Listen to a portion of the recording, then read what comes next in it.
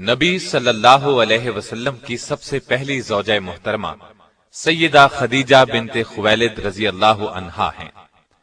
نبی صلی اللہ علیہ وسلم کے فرزند ابراہیم رضی اللہ عنہ کے سوا آپ کی ساری اولاد انہی سے ہوئی۔ آپ صلی اللہ علیہ وسلم پوری زندگی اس وفا شیار بیوی کو یاد کرتے رہے۔ سیدہ خدیجہ رضی اللہ عنہا کے والد کا نام خویلد اور والدہ کا نام فاطمہ تھا۔ سیدہ خدیجہ رضی اللہ عنہا کے والد اپنے قبیلے میں اونچی حیثیت کے آدمی تھے۔ ہر شخص انہیں عزت اور احترام کی نگاہ سے دیکھتا تھا۔ مکے میں رہائش اختیار کی، وہیں فاطمہ بنت زائدہ سے شادی کی۔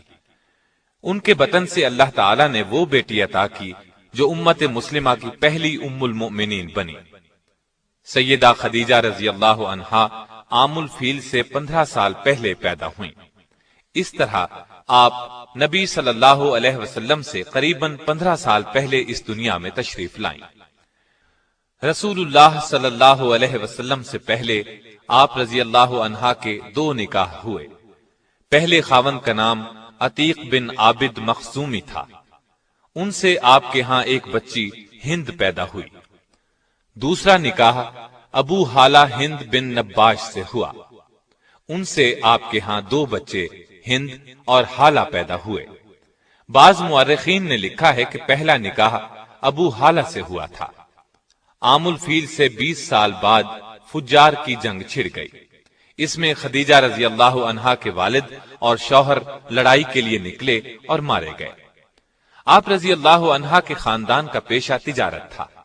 باپ اور شوہر کی موت کی وجہ سے تجارت کا بوجھ آپ پر آ پڑا، لیکن عرب معاشرے میں عورت کے لیے تجارت کا پیشہ بہت مشکل کام تھا۔ چنانچہ سیدہ خدیجہ اپنے رشتہ داروں کے ذریعے سے یہ کام لیتی تھیں۔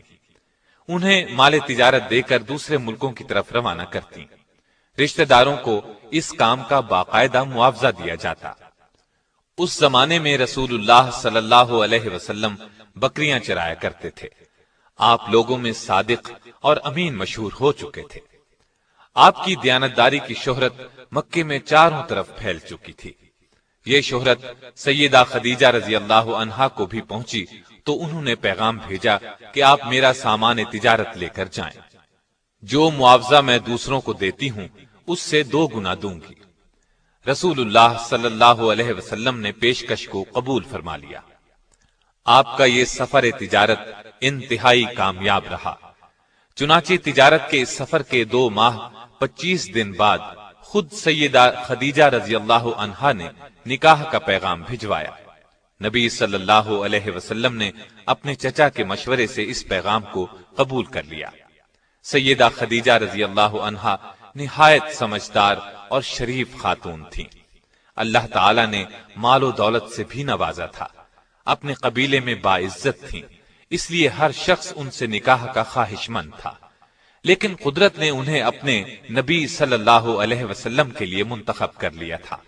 اس طرح نکاح کی تاریخ طے ہو گئی۔ مقررہ تاریخ کو آپ اپنے چچا ابو طالب، سیدنا حمزہ اور خاندان کے دوسرے لوگوں کے ساتھ سیدہ خدیجہ کے گھر تشریف لائے۔ ابو طالب نے نکاح کا خطبہ پڑھا۔ 12.5 اوقیہ حق مہر مقرر ہوا۔ یہ 500 طلائی درہم کے برابر تھا۔ اس طرح سیدہ خدیجہ رضی اللہ عنہا کو پہلی ام المؤمنین بننے کا شرف حاصل ہوا۔ آپ رضی اللہ عنہا کا پہلا لقب طاہرہ تھا۔ اس طرح آپ خدیجہ طاہرہ کے نام سے مشہور ہوئیں۔ نکاح کے وقت رسول اللہ صلی اللہ علیہ وسلم کی عمر 25 سال تھی۔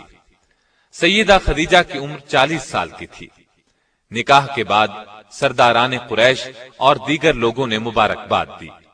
نبی اکرم صلی اللہ علیہ وسلم کی زوجیت میں آنے کے بعد سیدہ خدیجہ نے اپنا سارا مال و اسباب آپ کے قدموں میں ڈھیر کر دیا۔ اس سے آپ کو روزی کمانے کی فکر سے نجات مل گئی۔ اب آپ تھے اور اللہ کی عبادت۔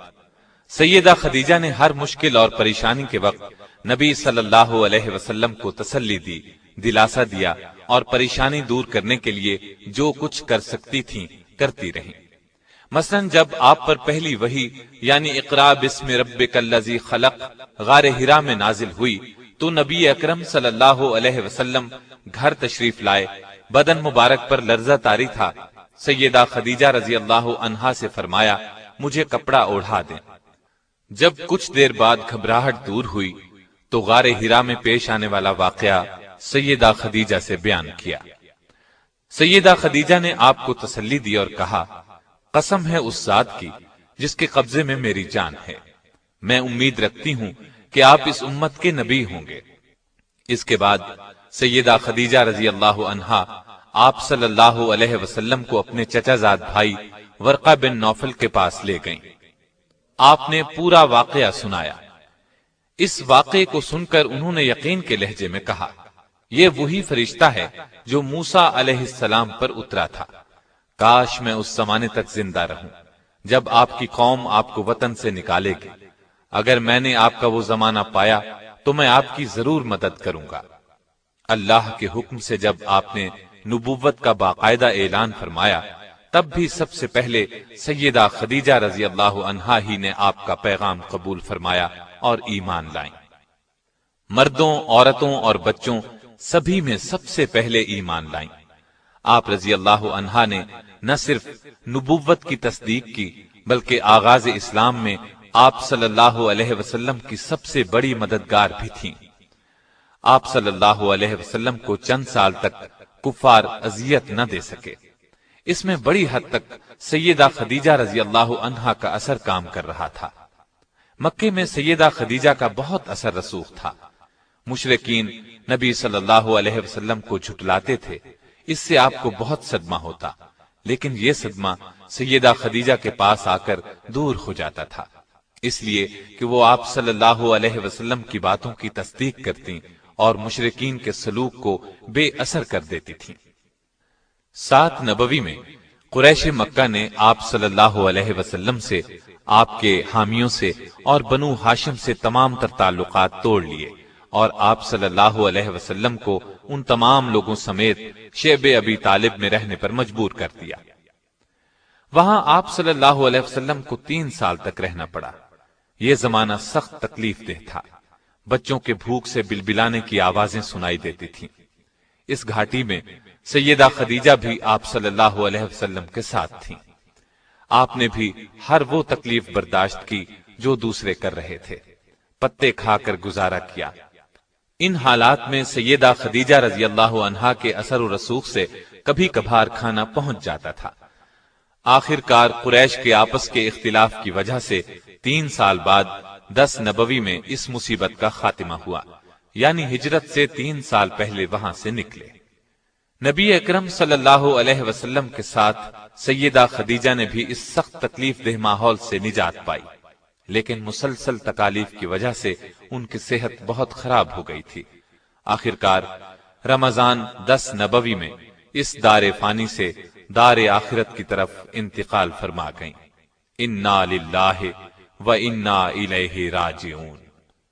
وفات کے وقت آپ رضی اللہ عنہا کی عمر 64 سال 6 ماہ تھی۔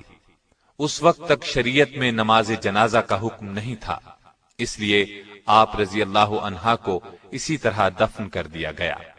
رسول اللہ صلی اللہ علیہ وسلم خود ان کی قبر میں اترے اور سب سے زیادہ غمگسار بیوی کو قبر کی آغوش میں رکھا۔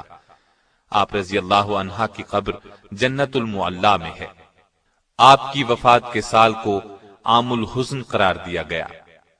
بخاری اور مسلم کی ایک حدیث ہے کہ ایک مرتبہ جبریل علیہ السلام نے نبی علیہ السلام سے عرض کیا، سیدہ خدیجہ رضی اللہ عنہا آپ کے پاس برتن میں کھانے کی کوئی چیز لا رہی ہیں، جب وہ آئیں تو انہیں اللہ تعالیٰ کا اور میرا سلام کہہ دیجیے گا۔ نسائی کی ایک روایت کے الفاظ یوں ہیں، جبریل بارگاہ نبوت میں حاضر ہوئے اور کہا، حق تعالی شانہ سیدہ خدیجہ کو سلام کہتے ہیں۔ سیدہ نے یہ سن کر فرمایا کہ حق تعالی خود سلام یعنی سراپا سلامتی ہے، اور جبریل پر بھی سلامتی ہو، اور آپ صلی اللہ علیہ وسلم پر بھی سلام اور اللہ کی رحمت ہو۔ سیدہ خدیجہ کی ایک اور بڑی فضیلت یہ ہے کہ ان کی زندگی میں رسول اللہ نے کوئی دوسری شادی نہیں کی۔ معلوم ہوا آپ ان سے بہت محبت کرتے تھے۔